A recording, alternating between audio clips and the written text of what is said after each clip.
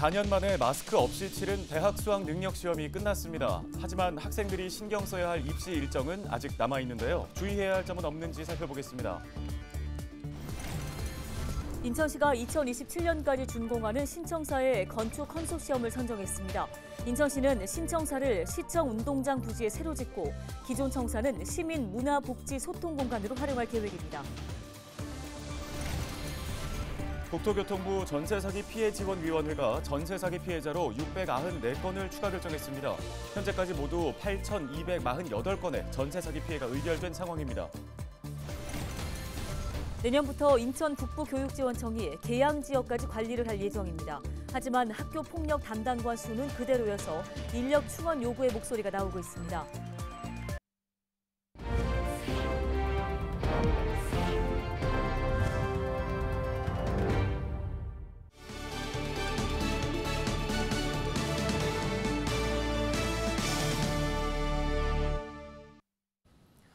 여러분 안녕하십니까? 헬로티비 뉴스입니다. 4년 만에 돌아온 마스크 없는 수능, 여기에 킬러 문항을 뺀 첫 수능이라는 관심 속에 올해 수험생들의 긴장감은 그 어느 때보다 높았을 겁니다. 네, 힘든 하루는 끝났지만 입시 일정은 아직 남아 있습니다. 수능 이후에 대학 입학을 앞둔 수험생들이 주의할 점은 없는지 이세진 기자가 살펴봤습니다. 시험장에 들어서는 수험생들의 얼굴에 긴장한 표정이 그대로 드러납니다. 강력한 방역 조치가 있었던 지난 3년과 달리 올해는 4년 만에 돌아온 마스크 없는 수능입니다. 여기에 킬러 문항이 빠진 첫 수능이라는 점 때문에 출제 경향이 어떻게 바뀔지 예측도 어려웠습니다. 나와 또 누군가와 치열하게 경쟁하며 힘든 하루를 보낸 수험생들을 위해 시험장 곳곳에서는 따뜻한 응원이 이어졌습니다.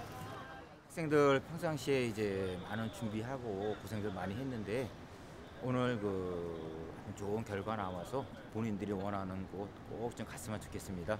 네, 수능 대박 화이팅! 긴장 속 수능은 끝났지만 대학 입학 전형은 아직 끝나지 않았습니다. 수능 점수는 다음 달 8일 학생들에게 통보됩니다. 앞서 시작한 수시 모집 전형은 다음 달 14일까지 마무리되고 정시 모집 전형은 내년 1월 9일부터 2월 1일까지입니다.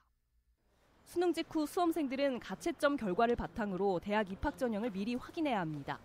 특히 대학별로 전형 방식과 배점이 다르기 때문에 수험생 개인별로 일정과 전략을 파악하는 게 중요합니다. 수능 최저 학력 기준이 필요한 학생들은 본인이 가채점 결과로 충족 여부를 확인할 수도 있고요. 또 대학별 고사에 응시할지 말지 여부도 본인의 가채점 결과를 가지고 참고해서 결정하시면 좋을 것 같습니다.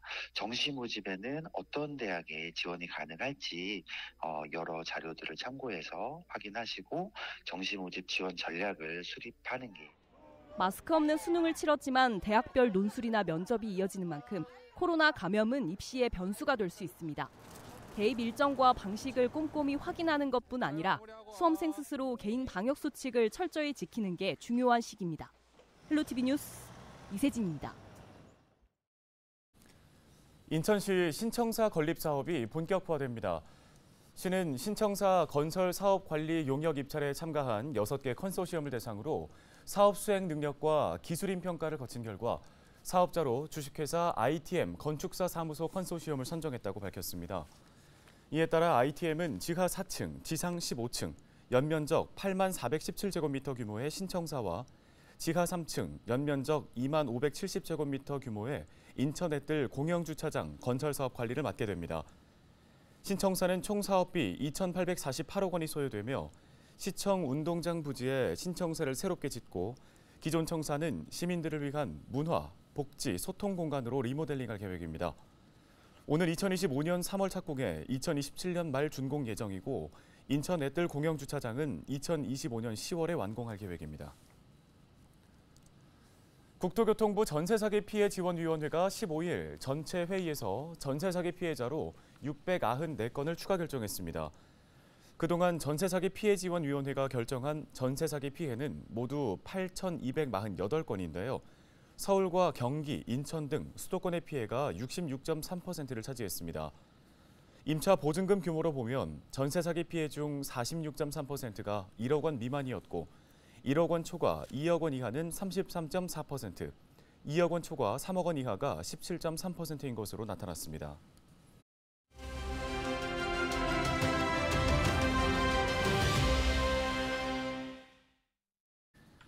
다음 소식입니다. 내년부터는 인천 북부교육지원청이 계양지역까지 관리를 맡게 될 예정입니다. 하지만 해당 교육지원청의 학교폭력 담당관 수는 그대로여서 인력 충원이 필요하다는 목소리가 나옵니다. 네, 인천시의회 임지훈 의원을 연결해서 우려되는 점은 없는지 좀 자세한 이야기 나눠보도록 하겠습니다. 최근에 인천 북부교육지원청이 계양 지역을 관리하게 됐는데요. 학폭 담당관 수는 그대로여서 이 인원이 부족하다는 문제를 지금 우려를 하셨는데 어떤 문제점들이 발생할 수 있는지 좀 짚어주실까요? 네, 현재 우리 북부교육지원청 이 학교폭력 시민위원회 구성을 보면은 이 전문직 1명 그리고 일반직 2명이 심의에 참여하고 있는 실정입니다. 최근 학교폭력 건수가 늘어나고 있는 추세인데요. 때문에 현재 인원으로는 절대적으로 부족해서 문제점이 좀 있습니다. 예를 들어서 2022년도 학교폭력 건수가 191건이 발생했는데요. 첫 번째 학교 폭력 심의를 기다리는 기간이 너무 오래 걸린다라는 그런 학부모님들의 의견이 있었고, 그다음에 두 번째 이 전문직이 1명이다 보니까 이 전문직에 대한 대체 인력이 부재 시에는 이 전문직에 대한 이 대체 인력을 찾기가 어렵습니다. 그렇기 때문에 전문직에 대한 인원 충원이 이 절대적으로 필요하다고 이렇게 봅니다.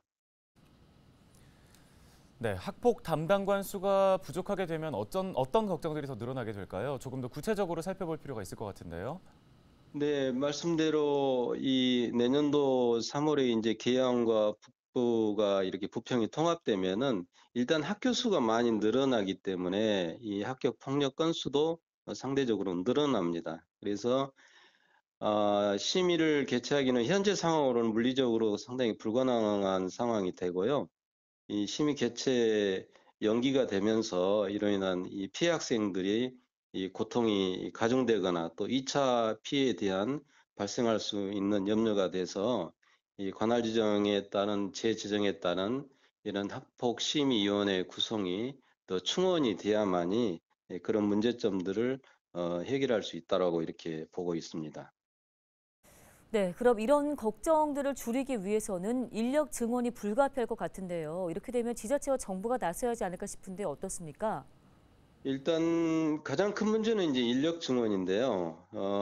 시에서도 이 인력에 대한 이 극복하기 위해서 이 교육부에 늘 요청을 하고 있습니다. 이런 인력 증원을 위해서는 교육부에 이 승인이 있어야 되는데 그런 승인을 받기 위해서는 우리 인천교육청에서도 이런 어려운 문제점들을 지속적으로 들어서 인원 증원에 대해서 요구를 해야 될 것이고요. 또 우리 인천교육청에서도 이런 인원이 증가되지 않았을 시에는 이 대체 인력을 구성해서라도 학폭심의를 여는 기간을 최대한 단축시켜서 우리 가해 학생이나 피해 학생들이 불안해하지 않고 학업에 전념할 수 있도록 해야 할 것입니다. 네, 끝으로 수능이 있었습니다. 의회 교육위원회 위원으로서 막 수능을 마친 학생들에게도 한 말씀 해주신다면요. 네, 우리 수험생 여러분들 그동안 수능 준비하고 또 시험 치르느라고 정말 수고하셨고 여러분들이 뜻하는 대로 좋은 결과 있기를 바랍니다. 그리고 아울러서 우리 아이들의 뒷바라지를 해주시기 위해서 여념이 없으셨던 우리 부모님들과 선생님들께도 수고 많이 하셨다는 말씀 드립니다. 네, 오늘 말씀은 여기까지 듣겠습니다. 인천시의회 임지훈 의원이었습니다.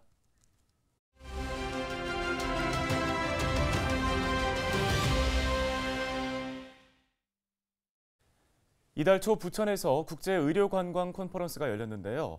올해 중점적으로 다뤄진 주제, 바로 장기 이식입니다. 삶의 기로에 놓인 중증 환자에게는 꼭 필요한 치료법 가운데 하나이고 과거에 비해서 수술법도 크게 발전하고 있지만 정작 기증에 대한 국내 인식은 여전히 낮습니다. 네, 그렇다면 장기 이식이 왜 이렇게 중요한지 또 앞으로 좀 더 활발한 기증이 이루어지기 위해서는 어떤 노력들이 필요할지 들어봤습니다.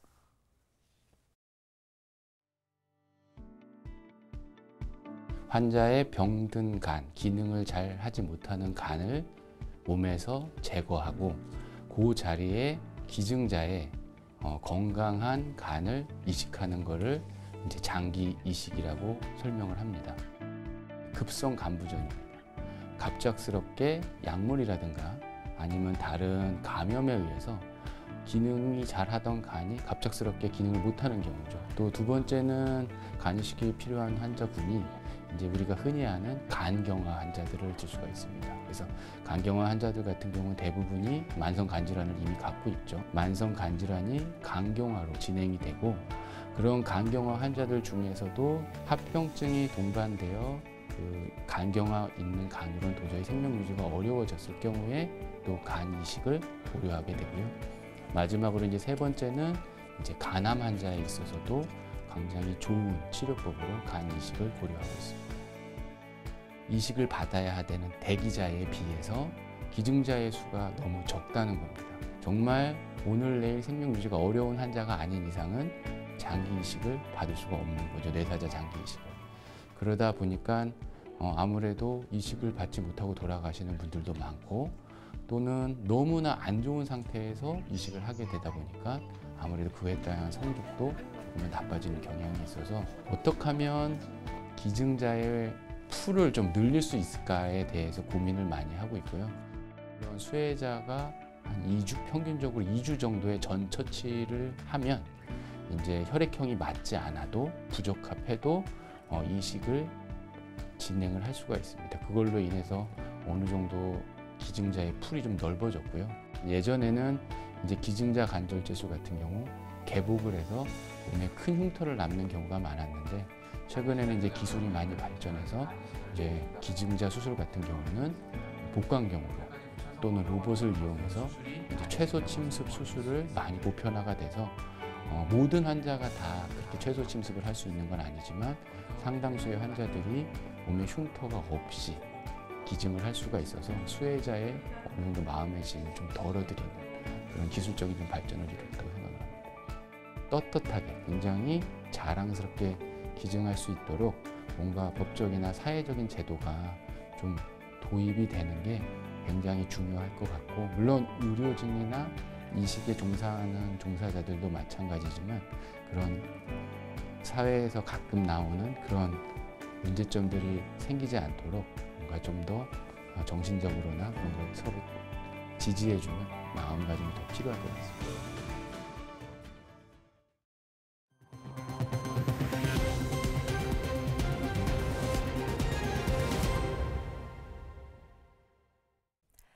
가톨릭대 부천 성모병원이 저소득 취약계층을 위한 성가 사랑 나눔 행사를 열었습니다. 부천 성모병원은 이번 행사에서 부천 10개의 동 지역사회 보장협의체를 통해 9만 원 상당의 식료품 꾸러미를 지역 취약계층 500가구에 전달했습니다. 이번 나눔 행사는 지난 6일부터 이틀간 교직원 모금 행사를 통해 모인 기부금 1,000여만 원과 부천 성모병원 성가 자선회에서 마련한 3,500여만 원으로 진행됐습니다. 올해로 40번째를 맞이한 성가사랑 나눔 행사는 지난 1984년부터 이어지고 있는 부천 성모병원의 대표적인 사회 공헌 활동입니다. 순천향대 부천병원이 다음 달 1일 순천향 재난의학센터를 개소합니다. 이번에 개소하는 순천향 재난의학센터는 재난의학의 전체 영역을 다루는 전문 교육과 인증 시스템을 구축하는 한편 연구 교류를 통해 민관 협력 모델을 제시할 계획입니다. 순천향 재난의학센터의 초대 센터장에는 신희준 응급의학과 교수가 임명됐으며 개소 당일 재난의학 분야에 대한 심포지엄을 개최합니다. 제1회 경기도 상인의 날 행사가 지난 15일 수원과학대학교 신텍스에서 열렸습니다. 경기도는 침체된 경제 여건 속 지역 경제의 기반인 전통시장 상인들의 노고를 격려하기 위해 행사를 마련했는데요. 행사에는 김동연 경기도지사와 이상창 경기지방중소벤처기업처장, 지역 전통시장 상인 등 약 1,500여 명이 참석했습니다. 특히 행사에 참여한 경기도 상인연합회는 친절하고 청결한 시장 등 전통시장 활성화를 위한 3대 비전을 선포했습니다.